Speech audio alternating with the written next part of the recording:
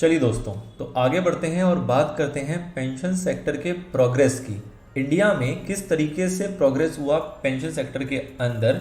तो जनरली दो पैरामीटर हैं जहां पे हम प्रोग्रेस को नापते हैं। पहला पैरामीटर्स है कि सब्सक्राइबर्स में कितनी वृद्धि हुई, मतलब कितनी सब्सक्राइबर्स जो हैं वो एनपीएस या एपीवाई में इंक्रीज हुए, अगर बात करें पिछले 5 सालों के अंदर। ठीक है।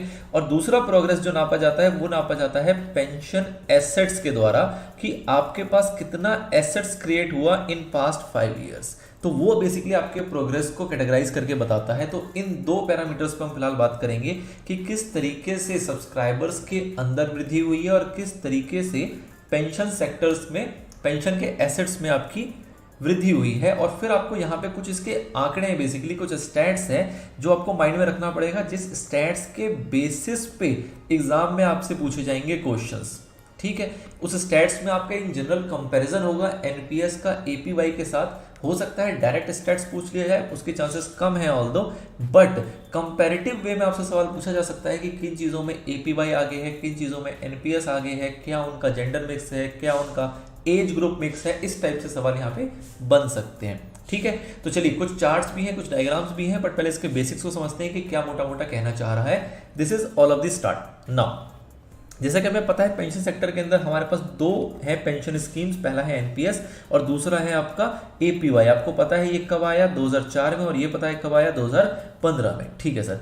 अब इसमें जो एक्सपेंशन वो कैसे हुआ, अगर हम बात करें सब्सक्राइबर बेस की, टोटल नंबर ऑफ सब्सक्राइबर की बात कर रहे हैं। ठीक है। टोटल का मतलब क्या हुआ कि इसमें हम एनपीएस को भी जोड़ रहे हैं और एपीवाई को भी जोड़ रहे हैं। अगर दोनों को जोड़ के बात करें तो सब्सक्राइबर्स हमारे 3 गुना से भी ज्यादा, ओवर 3-fold जो है हमारे सब्सक्राइबर बढ़े हैं। अगर हम कंपेयर करते हैं मार्च 2017 के डाटा को मार्च 2022 के डाटा से, इस टाइम पे हमारा सब्सक्राइबर बेस अप्रॉक्स 1.5 करोड़ था, जो कि अब 5.2 करोड़ से भी ज्यादा है इन मार्च 2022।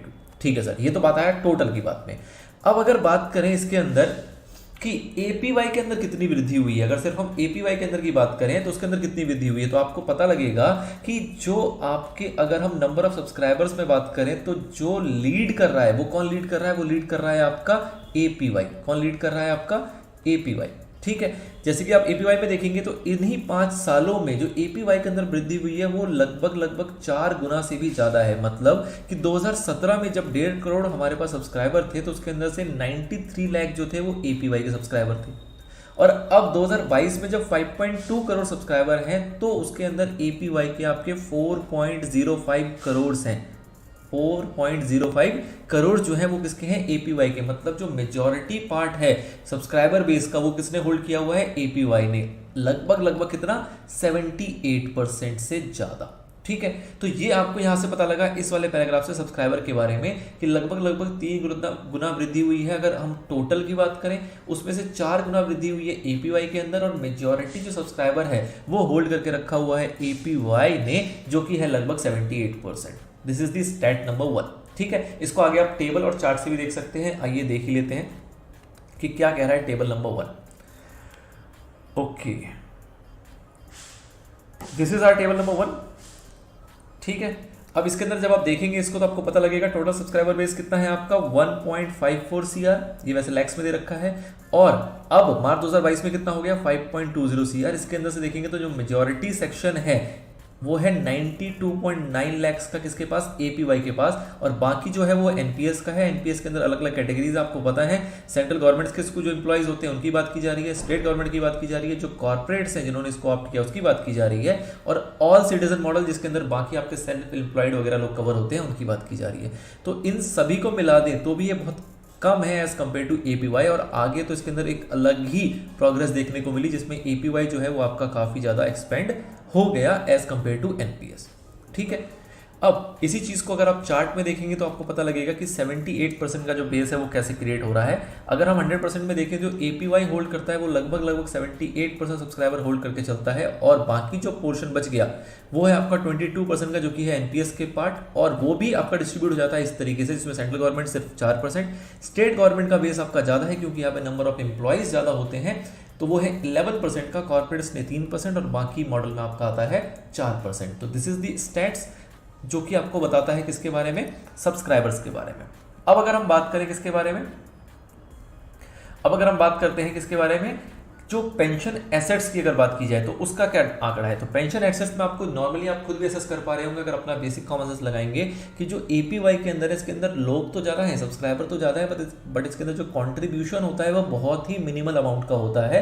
But in terms of NPS, जहाँ पे लोग बेशक कम हो लेकिन वहाँ पे कॉन्ट्रीब्यूशन ज़्यादा होता है। जनरली ये माना जाता है कि जो जॉब सेक्टर के लोग हैं, जो हाई अर्निंग वाले लोग हैं, वो एनपीएस में कॉन्ट्रीब्यूट करते ही करते हैं। गवर्नमेंट के अंदर तो ये मैंडेटरी हो गया, प्राइवेट के अंदर भी वो एनपीएस में अगर कंट्रीब्यूट करेंगे तो as compare to APY, NPS में ही आपका जो एसेट है, जो आपका फंड है, वो ज़्यादा देखने को मिलेगा। चलिए जी, तो पेंशन एसेट्स के ऊपर बात करें तो जो पेंशन एसेट्स का हमारा मूवमेंट है वो लगभग 4 गुना बढ़ा है। पहले ये डाटा था 1,75,000 करोड़ का, जो कि अब बढ़ के हो गया 7,37,000 करोड़ रुपीस का पिछले 5 सालों के अंदर। ठीक है, अब जो बल्क है ऑब्वियसली वो किसके पास होगा, आपके एनपीएस के पास होगा। मतलब 1,75,000 करोड़ के अंदर पहले भी 1,70,000 करोड़ जो था वो किसका था, एनपीएस का, और अब 7,37,000 करोड़ के अंदर 7,11,000 करोड़ जो है वो भी किसका है, एनपीएस का। मतलब अगर इन टर्म्स ऑफ परसेंटेज बात करें तो 96% जो पेंशन एसेट्स हैं वो किसके पास है, आपके एनपीएस के पास,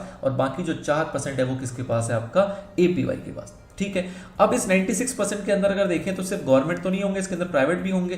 तो प्राइवेट सेक्टर का जो कंट्रीब्यूशन है, इंक्लूडिंग जो ऑल सिटीजन मॉडल वगैरह वगैरह है, मतलब कि सेंट्रल गवर्नमेंट और स्टेट गवर्नमेंट का जो एक पोर्शन है वो अलग है, और उसके अलावा जो कॉर्पोरेट्स हो गए या फिर ऑल इंडिया सिटीजन मॉडल जो हो गया, इनको मिला दे तो ये है आपका 16% आउट ऑफ दिस परसेंटेज, और बाकी जो बच गया वो आपका आता है किसका, सेंट्रल गवर्नमेंट और स्टेट गवर्नमेंट का। मतलब 96% जो एनपीएस का है उसके अंदर 16% प्राइवेट सेक्टर ने कंट्रीब्यूट किया हुआ है, रिमेनिंग जो है वो आपका गवर्नमेंट सेक्टर का है। ठीक है, तो अगर इसकी बात करें तो अगर हम ओवरऑल कंक्लूजन में निकालते हैं तो अगर हम सब्सक्राइबर के नंबर्स की बात करें तो कौन जीतेगा यहाँ पे, एपीवाई, और अगर हम वही एसेट्स की बात करें, पेंशन एसेट्स की बात करें तो कौन जीतेगा यहाँ पे, एनपीएस। ठीक है, this is the conclusion. In terms में आपसे सवाल जनरली पूछे जाएंगे, एग्जैक्ट आंकड़े तो हो सकता है ना पूछे जाए, बट इस तरीके से आपसे सवाल यहाँ पे फ्रेम किए जा सकते हैं। चलिए जी, और आगे बढ़ते हैं। अगर इसकी कैटेगराइजेशन के अंदर तो जेंडर मिक्स में अगर बात करें तो कौन जीत रहा है, जेंडर मिक्स का मतलब क्या हुआ कि अगर मेल फीमेल का जेंडर मिक्स बात करें कि जो सब्सक्राइबर है वो कितने हैं, तो एपीवाई के अंदर ये देखा गया,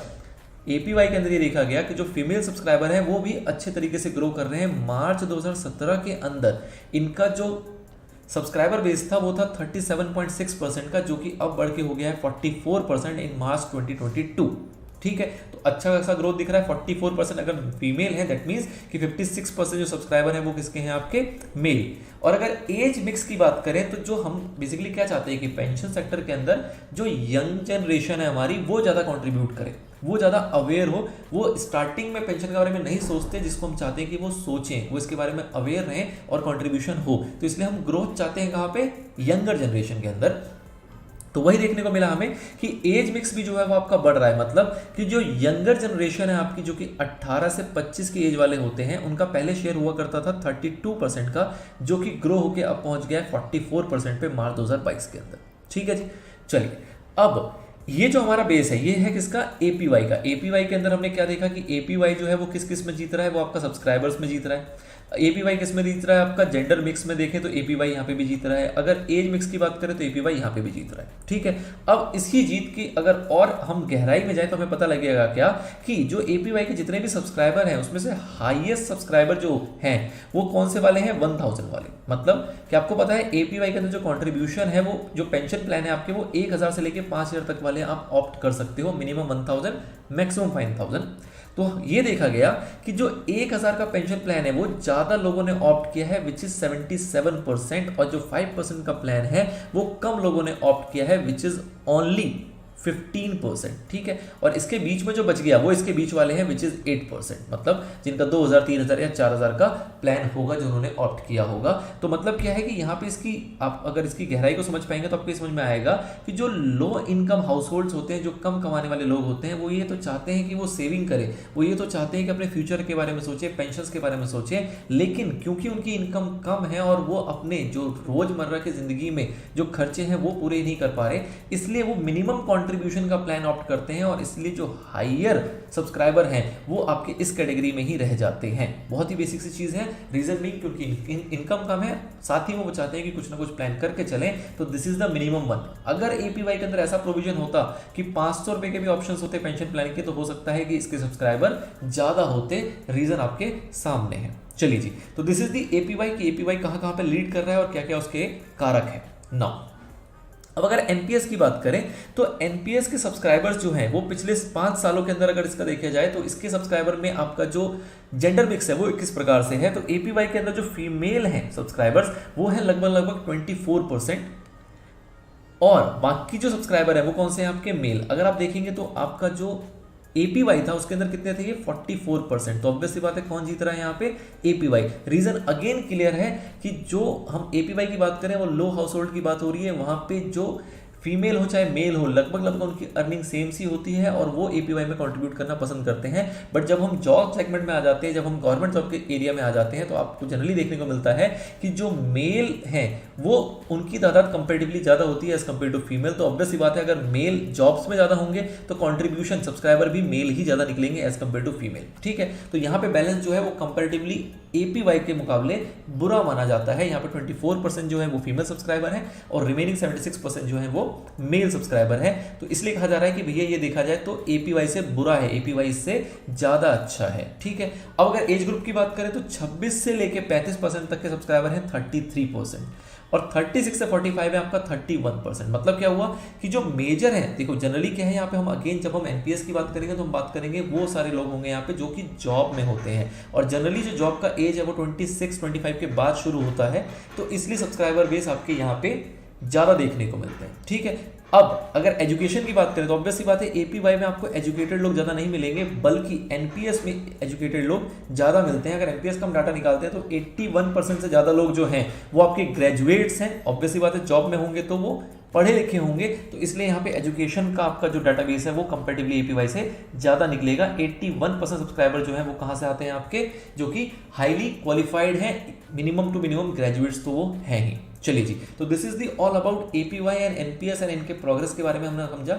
इसी चीज़ को हमने चार्ट में देखा था जहाँ पे सब्सक्राइबर बेस की बात हुई थी, और जो हमारा पेंशन एसेट्स था अगर उसके चार्ट को हम देखना चाहें तो उसका चार्ट कुछ इस प्रकार से दिखाई देगा, जिसके अंदर आप देखेंगे कि 1,74,000 करोड़ जो था उसके अंदर से एनपीएस है 1,70,000 करोड़, और जब ये राइज होकर 7,36,000 करोड़ पे आया तो भी आपको देखने को मिलेगा कि 7,10,000 करोड़ जो है वो एनपीएस का है। मतलब जो हायर परसेंटेज है जिसको हमने देखा था कि 96% जो है वो किसका है, एनपीएस का है। और इसके अंदर से जब हम कॉर्पोरेट सेक्टर्स की बात करते हैं तो 16% का एरिया जो था वो किसका था, कॉर्पोरेट्स का, और रिमेनिंग जो रह गया वो आपका था सेंट्रल और स्टेट गवर्नमेंट्स का। अगर इसका हम डायग्रामेटिक व्यू देखना चाहें तो आपको देखने को मिलेगा कि जो एनपीएस का डाटाबेस है ऑब्वियसली ये 4% जो है एपीवाई है, इसके अलावा जो बच गया वो सारा का सारा क्या है आपका 96% का, इसके अलावा जो भी 96% है वो किसका है, एनपीएस का है। और इस एनपीएस के अंदर भी आपको देखा था कि 16% जो है वो किसका है, corporate and all citizen 12% and 4%। इसके अलावा जो बंटवारा होगा वो स्टेट और सेंट्रल के बीच में होगा। एम्प्लॉय बेस जो है वो स्टेट गवर्नमेंट का ज़्यादा होता है as compare to central government, इसलिए यहाँ पे जो इसका परसेंटेज है वो है 50% और इसको जो रिमेनिंग निकल के आता है वो 30% है। दीज ऑल आर स्टैटिस्टिक्स, कुछ इसमें ऐसी कुछ खास बात नहीं होती है। द थिंग इज कि मोटे मोटे तौर पे आपको पता होना चाहिए कि कौन लीड कर रहा है किस पैरामीटर के अंदर, और उसको ही लेते हुए आपके सवाल जो है वो फ्रेम किए जा सकते हैं। तो this is all about progress of pension sector in India. कुछ एक पार्ट इसका अंश रह गया है, उसकी बात करेंगे हम नेक्स्ट वीडियो में। उसके बाद हमारा ये वाला जो एरिया है वो पूरा का पूरा कंप्लीट हो जाएगा। Till then wish you all the best.